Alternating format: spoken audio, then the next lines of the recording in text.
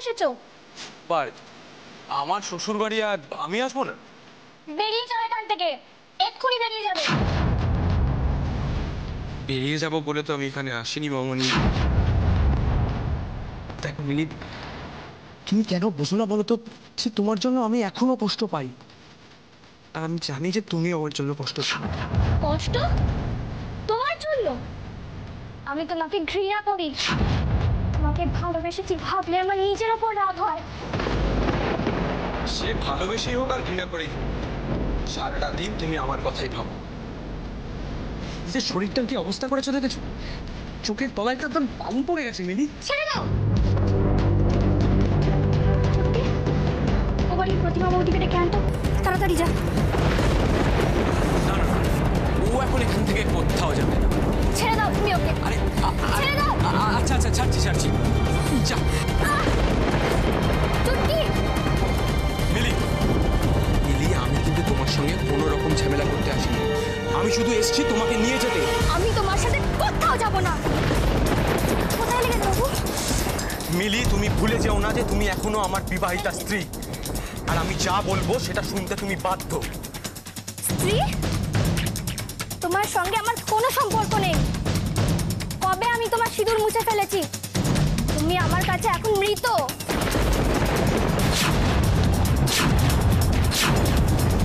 অশ্মিন হাতে করে দুধটা নিয়ে এসেছে, বারণ করলেও খারাপ লাগতো, কিন্তু সিদ্ধার্থকে তো দিতে আমার কিরকম একটা অস্বস্তি হচ্ছে। এ নাও দাদা ভাই, খেয়ে নাও। অশ্মি শোনো, আমি বলছি, তুমি তো জানো তোমার দাদাভাই দুধ খেতে পছন্দ করে না, আর এখন এই সময় বৌমনি, এটা পছন্দ অপছন্দের কথা ভাবলে কিন্তু হবে না। এটা ওষুধের মতো, তাই ধপ করে খেয়ে নিতে হবে। ঠিক আছে। বেশ, তুই যখন এত করে বলছিস, নিজে হাতে দিচ্ছিস,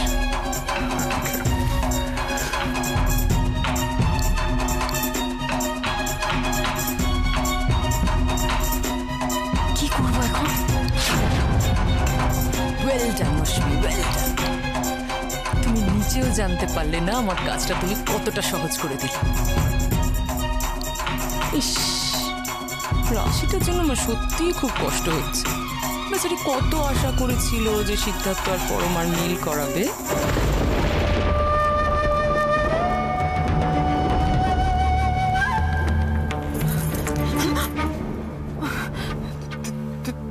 তুমি এখানে? এই একই প্রশ্নটা তো আমার আপনাকে করা উচিত।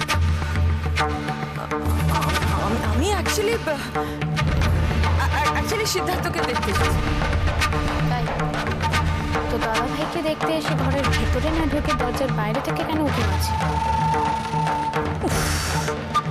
ঠিক সময় এসে গেছে। কি জানি কি আবার করে বসে, পুরো প্ল্যানটা ভেস্তে দেয়। আমি আপনাকে বলেছিলাম না দাদা ভাইয়ের থেকে দূরে থাকতে? কেন এসেছিলেন এখানে? কি আশ্চর্য, তোমাকে তো বললাম আমি সিদ্ধার্থকে দেখতে এসেছি। মিথ্যে কথা। এবার তাড়াতাড়ি দুধটা খেয়ে ঘুমিয়ে পড়ো। শীর্ষা এখানে শুধু শুধু আসেনি, কোনো একটা প্ল্যান নিশ্চয়ই আছে। তাহলে কি ভেতরে কিছু হচ্ছে? কি হতে পারে? দাদাভাইয়ের কোনো বিপদ? দাদাভাই!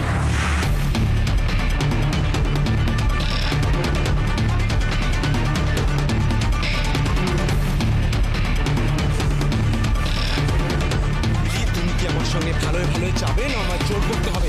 ছেড়ে দাও রিলেটিভকে। এই, যা এখান থেকে। মিলি, তুমি কি যাবে? ছাড়ো, চলো বলছি। নইলে কিন্তু আমি চিৎকার করবো। মিলি, চলো। বাঁচাও! এই, চুপ চুপ।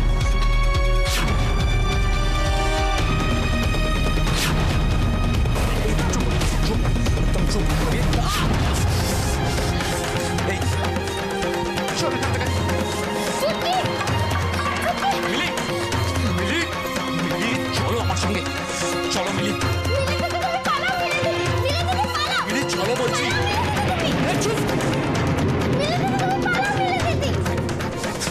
এই, বলছি না, একদম চুপ, একদম চুপ করে থাকবি, একটা কথা যেন না শুনতে পাই। চুপ চুপ করতে বলছি। আমি কি করবো এখন? চুটকিকে এইভাবে একা রেখে যাবো? কিন্তু আমি এখানে থাকলে তো রিকা আমাকে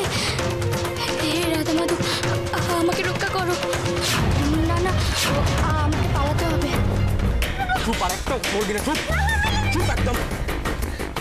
মিলি মিলি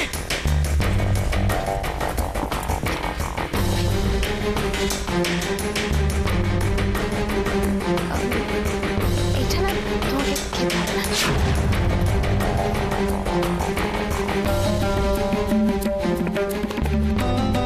কেন কেন খেতে হবে না?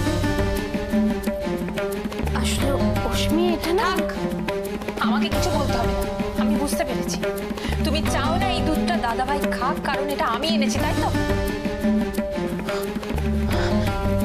দাদাভাই, আমি এই দুধটা তোমার জন্য নিয়ে এলাম যাতে তোমার কষ্ট কমে। আর ও আমাকে কিভাবে অপমান করলো! তুমি শুধু শুধুই রাশি করো। তুমি সবসময় ওর হয়ে কথা বলো। আচ্ছা, ও কি ভাবছে আমি দুধে বিষ মিশিয়ে এনেছি? রাশি শোনো না, অশ্মি যখন এত কষ্ট করে বানিয়ে এনেছে দাও, আমি খেয়ে নিচ্ছি। না আসলে দাদাভাই, অশ্মি এটা যত্ন করে এনেছে, কিন্তু ওনা এটা মানে ওটা জানে না যে দুধটা খাওয়ার উপযুক্ত কিনা।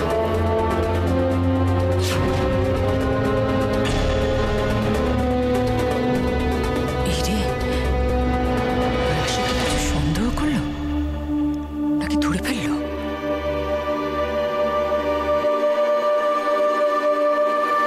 দাদাভাই এই দেখো, চুল ছিল।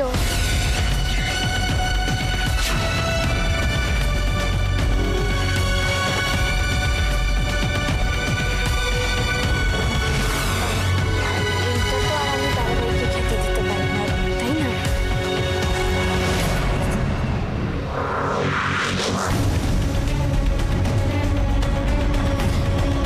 দাদাভাই তুমি একটু দাঁড়াও, আমি তোমার জন্য এক্ষুনি একটা গ্লাস দুধ নিয়ে আসছি। এক্ষুনি।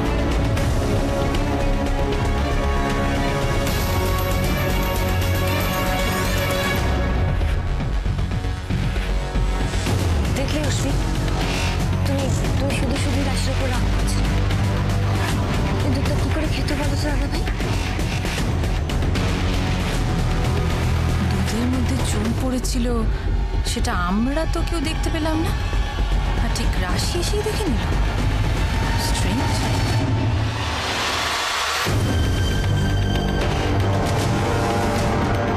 দাদাভাইয়ের কোনো ক্ষতি আমি আমাকে করতে দেবো না।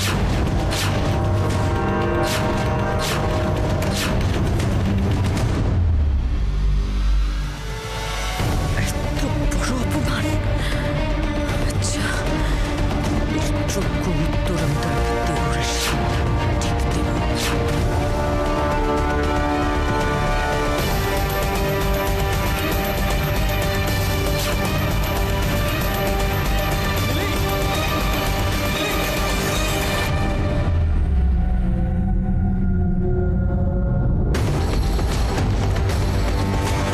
মিলি মিলি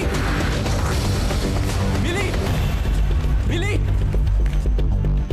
ইয়া ইয়া এই হ্যাঁ বাবা বলো। না, আমি ভাবছিলাম যে দেখ, আমাদের সকলের যা রান্না সেই রান্নায় তো সিদ্ধার্থ চলবে না, তো ওর জন্য আলাদা করে রান্না হচ্ছে তো। বাবা, সিদ্ধার্থদা কখন কি খাবার খাবে, কখন কোন ওষুধ খাবে, বৌদি সব দিক খেয়াল আছে, তুমি চিন্তা করো না তো অত। ব্যাস বলে দিলি চিন্তা করো না তো, ব্যাস আর আমার চিন্তা হবে না। ওরে বাবা, ওর তো একটা বাচ্চা মেয়ে আছে, তাকেও তোকে সময় দিতে হবে। ও একা হাতে যদি সব দিক সামলাতে যায়, তাহলে ওই বাচ্চাটাকে সময় দেবে কখন? বাবা, বৌদির দুটো হাতের সাথে আর 8টা হাত আছে, 10 হাতে 10 দিক সামলাতে পারবে একসাথে। এটা না তোদের ফাঁকিবাজি কথা, একদম ফাঁকিবাজি কথা। একবার দেখে নিয়েছিস তো, একবার দেখে নিয়েছিস যে মেয়েটা একা হাতে 10 দিক সামলে যাচ্ছে, ব্যাস নিজের হাত পা ছেড়ে দিয়ে বসে আছে। বাবা, তুমি আমাকে বকছো কেন বলো তো? দাঁড়াও, আমি বৌদিকে ডেকে দিচ্ছি, তুমি বৌদিকে। কোথাও যেতে হবে না হিয়া, কোথাও যেতে হবে না।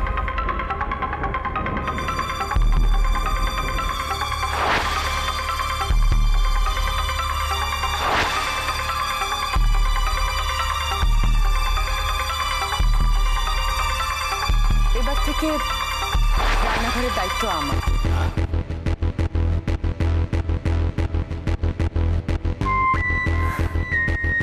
বলতে কি সংসার কি সেটা তো কখনো জানতে চাইনি, শুধু নিজের স্বার্থের কথাই ভেবেছিলাম। বাড়ির ছেলেমেয়েগুলোর জন্য কিছু করা, তোমার জন্য কিছু করা, কোনো দিকেই আমি। তুমি চিকেন স্টু ভালোবাসো না? আমি যে চিকেন স্টু করবো, সিদ্ধান্তর খেতে কোনো প্রবলেম হবে না, তাই না? দাঁড়ান,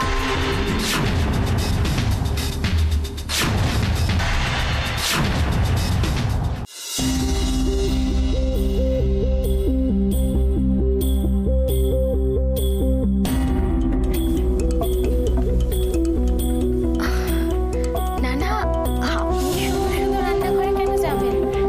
আমি তো আছি সব দিক সামলানোর জন্য। আমি তো জানি তুমি আছো, তুমি যে একা হাতে সব সামলাতে পারো সেও আমি জানি।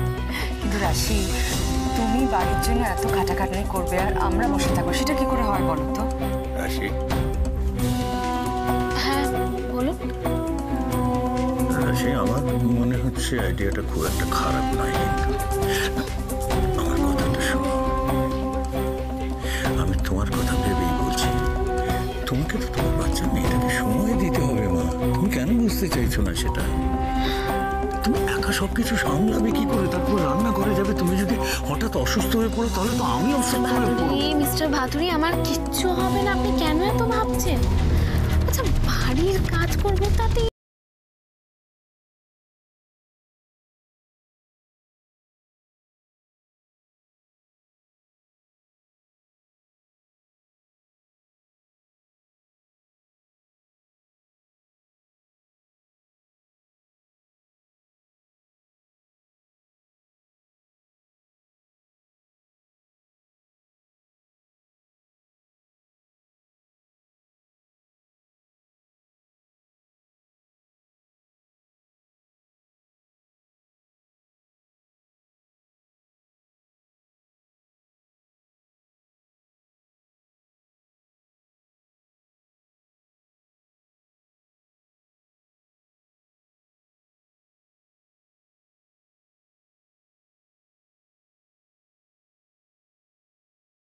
ওঠার ভালো স্ত্রী হয়ে ওঠার, ভালো মানুষ হয়ে ওঠার একটা সুযোগ আমাকে দাও রাশি। আমি তো শুধু রান্নাঘরের দায়িত্বটুকু চাইছি রাশি, এটুকু তুমি আমায় দিতে পারবে না বলো?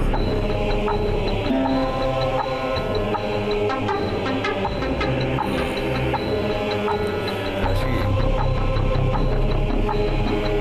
রাশি দেখো, এমনিতে আমি হয়তো শিশার কথা মেনে নিতাম না, কিন্তু তোমার কথা ভেবে আমি কথাটা মেনে নিচ্ছি। দেখো, তোমাকে তো তোমার নিজের মেয়েকে সময় দিতে হবে, কেন বুঝতে পারছো না? আর তাছাড়া শিশা যখন এত করে একটা সুযোগ চাইছে নিজেকে প্রমাণ করার জন্য, তখন আমাদের ওকে সেই সুযোগটা দেওয়া উচিত, তাই না? কিন্তু মিস্টার ভাদুরী, আমি বলছিলাম কি যে প্লিজ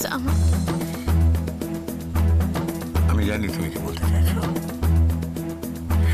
ওয়েল, ঠিক আছে, তুমি হিয়ার ময়নার সাথে কিচেনের চার্জটা নিয়ে নাও, সামলাও কিচেনটা। হিয়া ময়না সারাক্ষণ তোমার সাথে থাকবে, তোমায় হেল্প করবে, কেমন?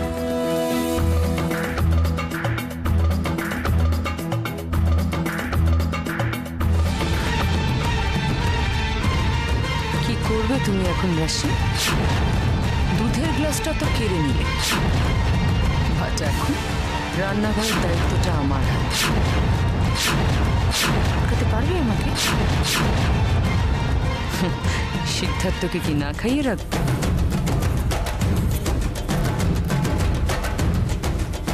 কিছু তো একটা করতেই হবে আমার। যে উদ্দেশ্যে শিষ্যা রান্নাঘরে ঢুকছে সেটা আমি কিছুতেই হতে দেব না। সবসময় ওনার উপর নজর রাখতে হবে।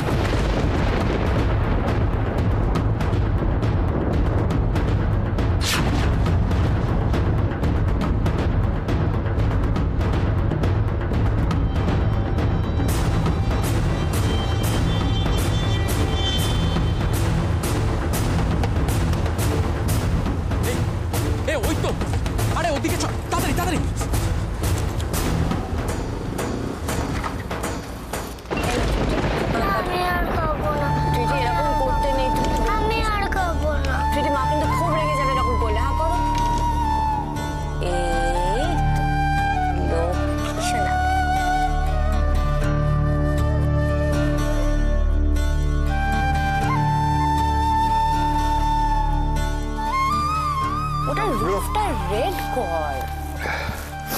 আয় বস। আরে তুমি বসো comfortably. How are you feeling right now? ভালো আছি। তুমি একদম চিন্তা করো না, যে এটা করেছে সে ঠিক এটা শাস্তি পাবে। আমি কোনোদিন নিজেকে নিয়ে ভাবি না রে। এমনিতেই আমার জীবনের দাম কতটুকু বল। ও যে তোমার ব্রোকে এসব উল্টোপাল্টা করতে বারণ করো প্লিজ।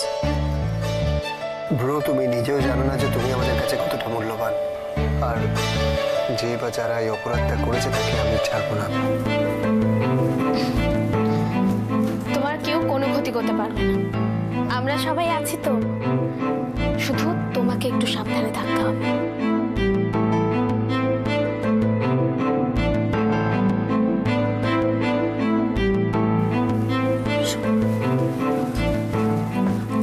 বলছি, আবার কোনো নতুন বিপদের আশঙ্কা করছিস নাকি?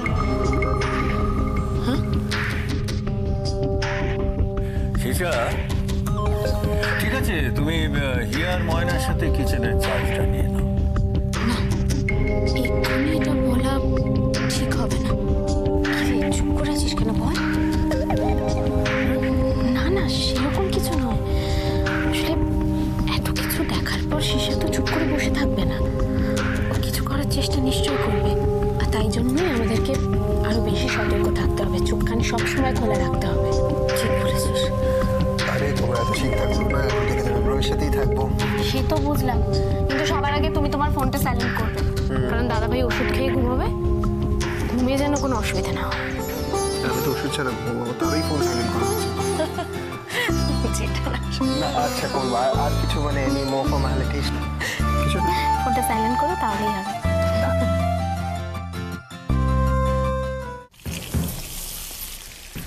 শিষ্যা ভাবিকে আজকে খুন্তি রাখতে হচ্ছে রাশির জন্য।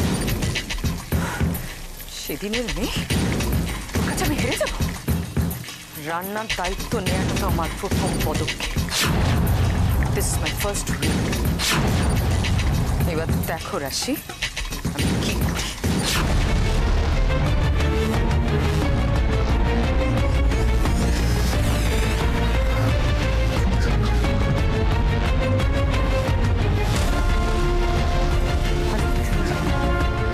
হ্যাঁ, কি খবর, কি নিউজ? কাজটা হয়েছে?